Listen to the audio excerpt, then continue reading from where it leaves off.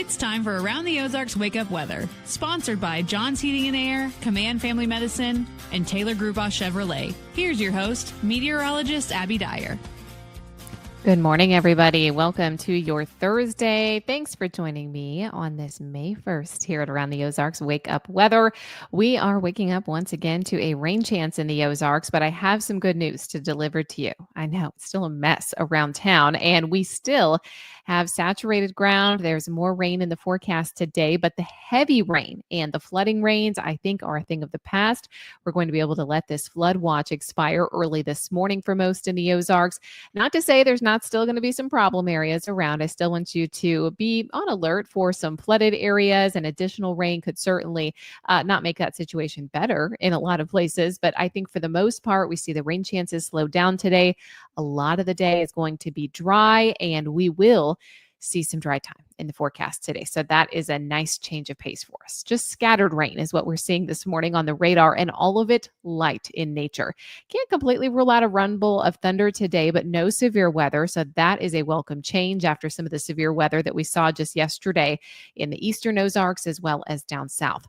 Flooding issues, they'll linger today, but the heavy rain is out of here. So it's an improvement in our forecast. The severe weather, the heavy rain, all of that shifting to the southeast as the cold front pushes to the southeast as well. Today, our winds won't be too strong, but I think we could see a gust maybe near 20 miles an hour. I've primarily got winds out of the south and the west today, and additional chances for some isolated showers and thunderstorms are certainly possible, I think, after 5 p.m. again today. We'll have some kind of scattered in nature rain around this morning, a lot of dry time through midday, through the evening drive, and then we'll see another chance for rain late tonight into early Friday.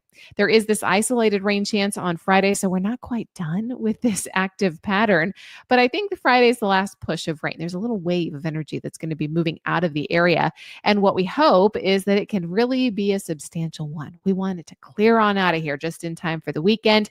If it does, the weekend looks quite nice. If it lingers or if it's not too strong, well, it looks like we could have just some scattered rain in the forecast on Friday, and then maybe hold on to a few hours on Saturday. However, the weekend, in large part, is looking dry. We need that. We need the dry time. We need to cut the grass. We need to pick up all the branches that are still all over the place. And of course, if you had more significant damage, well, the repairs can begin once some nicer weather gets around here. Today, I'm thinking that high temperatures will warm to the mid-70s. We're starting this morning in the 60s, so not a whole lot of change through the course of the afternoon. We will be cooler overnight tonight. We'll fall back into the mid-50s, and I have a couple nice cool mornings here with lows in the 40s on Saturday morning. We'll see high temperatures in the upper 60s on Saturday, near 70 degrees again by Sunday. Around the country, what's happening? Well, it's episodes of heavy rain and flooding through much of the south central United States. Showers and severe storms are also expected to shift east today into the middle Mississippi Valley, Ohio, and Tennessee valleys as well. Potential for strong storms also exists on Friday, mainly for the south central plains. I don't think we have strong storms in the Ozarks, but as I mentioned, we could have a batch of rain ourselves, which will aid in that flooding threat as we head through the end of the week as well. All right, it's time for the Around the Ozarks Wake Up Weather Brain Twister Trivia question for the day. And it's not a fun question to ask, but it might be interesting. You may have heard of this event. Which U.S. city experienced the deadliest flash flood in history, killing over 2,200 people in just hours? Where do you think that happened? Do you think it was in Johnstown, Pennsylvania, Moore, Oklahoma, Mobile, Alabama, or D, Houston, Texas? Well, all of these places have certainly seen flash flooding and have made headlines over the years, but where is the deadliest flash flood in history? Well, it's in A, Johnstown, Pennsylvania. The worst flood in terms of casualties for the United States.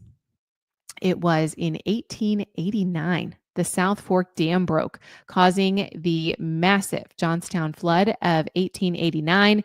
It took 2,209 lives. Unbelievable casualties there. And of course, we are thankful that that has not happened again. So that one, not actually from heavy rain, but actually from a dam breaking. So heavy rain leading up to the event, and it was so heavy that it broke the dam in the area. Here's the question that I'll leave with you for tomorrow. What gas is the most commonly used to fill weather balloons, enabling them to rise up into the atmosphere?